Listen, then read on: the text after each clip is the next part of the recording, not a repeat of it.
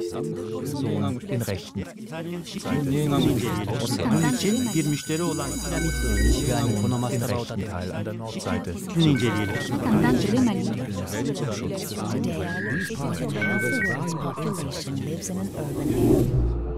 Moving forward. I'd like to talk about the development of transport behavior and mobility patterns in Santiago de Chile, more precisely how and why transport behavior changed with the introduction of a completely new public transport system for the city. Why Santiago de Chile? It's actually a very interesting case study area with a look at the important transportation changes the city has gone through in the last decade. Before 2007, the city was characterized by two parallel existing systems which had nothing to do with each other. On the one hand, some few metro lines, which were little used, not only due to very limited network, but also due to relatively high prices. On the other hand, we had something very typical of many cities in developing countries and emerging economies, a completely deregulated bus system, which is characterized by a rich oversupply of many private operators offering services in their private buses. Of course, this somehow chaotic service was somehow source of frequent accidents, noise and pollution, but also somehow convenient for its users due to people were just able to get out of the house, take the bus wherever they wanted because there weren't any bus stops, and to cross the entire city within the same bus, just paying one single fare and not changing between buses or from bus towards the metro.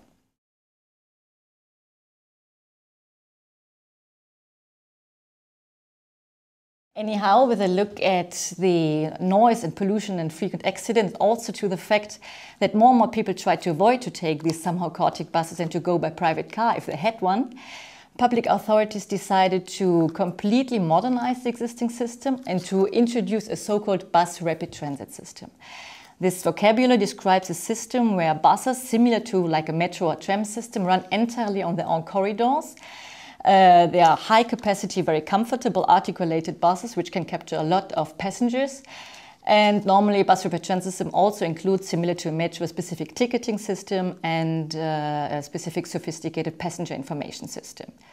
The so-called Trans-Santiago system was also meant to be unified with the public metro in order to have a tariff union, so people should be able to transfer between both modes, just paying once a fare, one single fare, enabled by an electronic ticketing system. All this very ambitious, sophisticated system was implemented finally in February 2007 in Santiago. Maybe not that surprising, the situation at the beginning was very catastrophic because people were completely lost. The change was just too drastic and too abrupt all at once. The reasons for this problems were on the one hand related to a lot of technical failures, so the network was not very well designed at the beginning, not enough buses had been purchased, the bus lanes hadn't been constructed completely, etc. But also due to the fact that people were just completely lost, they didn't know how to make use of the new system. And that's actually where my research started.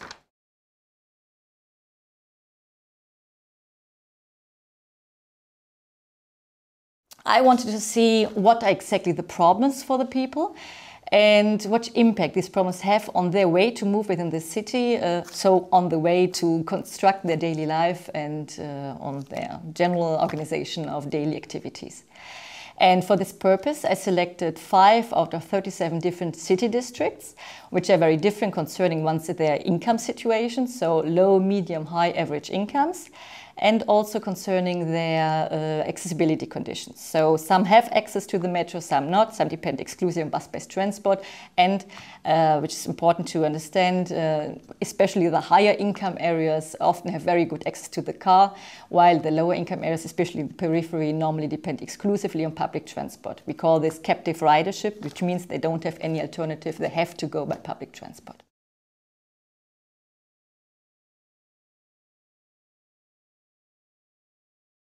So obviously, not all people experience the problems in the same way.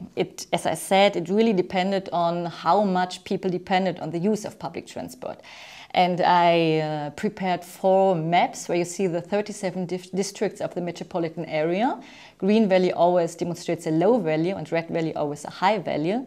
And you see, in fact, you can see 2 main things. On the one hand, you see a high correlation between the average incomes and the access to a private car, so private car ownership, and also the number of daily trips in private transport. On the other hand, you also see that all the high-income people concentrate in one sector of the city, in the so-called eastern cone of wealth, which is highlighted in red color, and which demonstrates that Santiago is characterized by strong social segregation.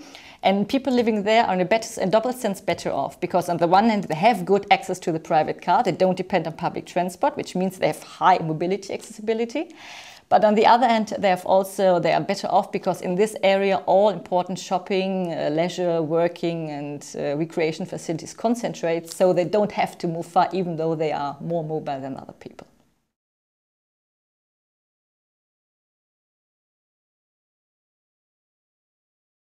The problems of Santiago can be classified in two main groups. On the one hand, we have the so-called technical problems. I also mentioned the network, the bus lines, the bus stops, etc.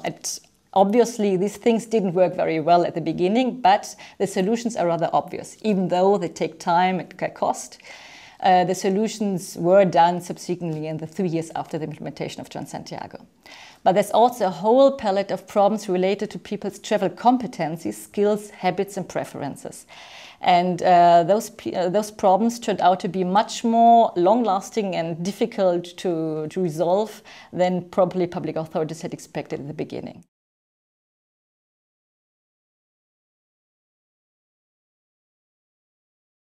So just to evoke one example of people's travel competencies, is the access to information on the transport supply. Before, during the deregulated system, people were really used to muddle through, to inform about the supply in an informal way. They asked people they knew, or they directly asked the bus driver in order to get to know how to get from door to door.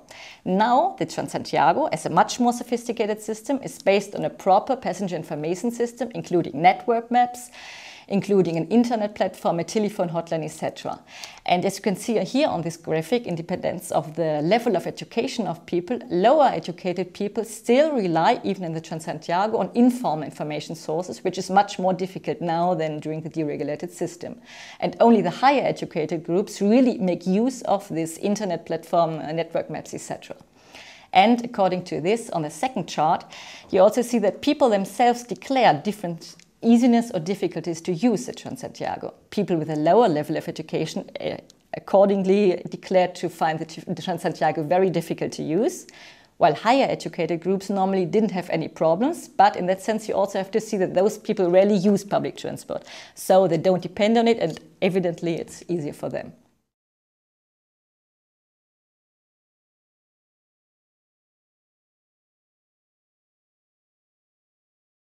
This is just one example of problems in travel competencies. I could evoke numerous other examples. In general, to sum up, the problems refer really to the need now to organize a trip in beforehand. So the need to charge the electronic ticket before entering the bus, to decide about the best connection, to access the correct transport stop, and finally also to do transfers. And transfers, this is a universal phenomenon. To change between mode is always something which is not really liked by people. And also here in Europe, people often prefer to stay longer in the same vehicle in order to avoid to transfer between modes, instead of really having a short trip but change once or twice between the different modes.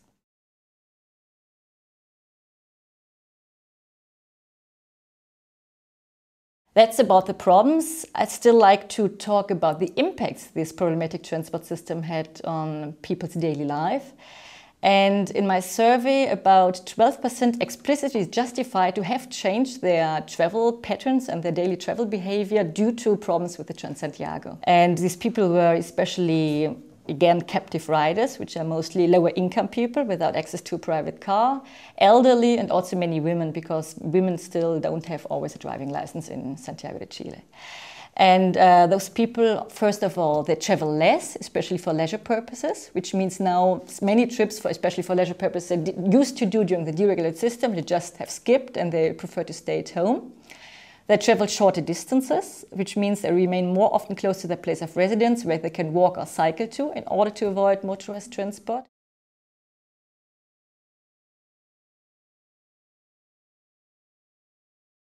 And third, in the context of modal split, so the share of the different modes used by the inhabitants of Santiago de Chile, we see that the private car use has considerably increased. Of course, bus use is now replaced by an important part by the metro, because the metro network is expanding, and thanks to the tariff union, people have better access to the metro, but also by private car and also by taxis. And this, from an environmental point of view, also from a social point of view, is problematic.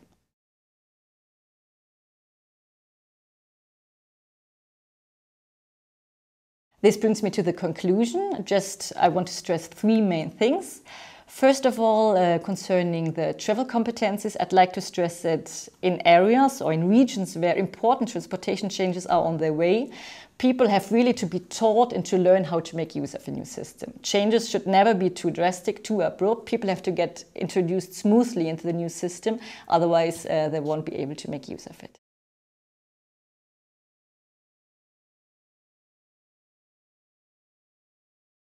Second thing I'd like to stress, remembering the changes in trip frequencies and distances, that transport is one central, maybe not the most important, but one central prerequisite for people to participate in societal life. So without moving, people can't recreate, work, study, etc. That means that public transport is very important, especially for the so-called captive riders, for the people who don't have any possibility to move with other modes than public transport by bus or by metro.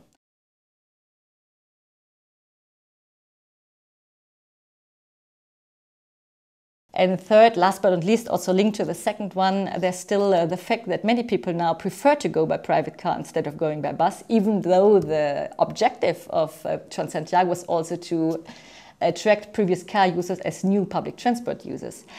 Of course, it can't be goal now to provide everyone with a car in order to resolve transport conditions for everyone. It's a potential that people depend on public transport, so the dependence can also be analyzed in a good way to say that people have to use public transport, so it's a potential to implement a more sustainable transport system in a city.